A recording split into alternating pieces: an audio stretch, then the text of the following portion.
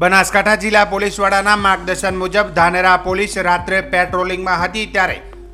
બાતમી હકીકત મળતા વાસણ બોર્ડર પર રાજસ્થાન તરફથી આવતી ખાનગી બસની તપાસ કરતા બસની અંદર બેઠેલ પરેશભાઈ પરમાનંદ ભુરજી સોની પાસે 42.84 ગ્રામ એમડી ડ્રગ્સ ઝડપાયું હતું।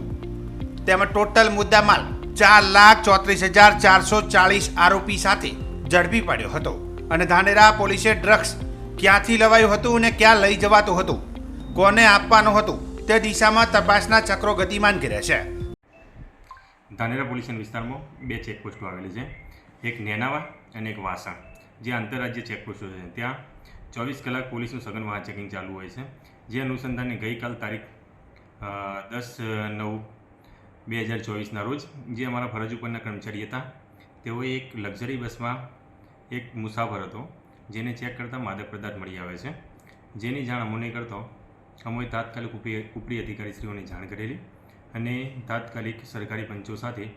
સદરુ જગ્યા ઉપર પહોંચતા માદક પદાર્થ જણાઈ આવતો એફએસએલની ટીમને સ્થળ ઉપર બોલાવેલી અને એફએસએલની ટીમને સ્થળ ઉપર પરીક્ષણ કરતાં માદક પદાર્થ મેફેડ્રોન એટલે કે એમડી ડ્રગ્સ કે જે આશરે 43 ગ્રામ 4,30,000નો મુદ્દામાલ મળી આવેલો અને જે આરોપી છે એની અટકાયત કરવામાં આવેલી છે।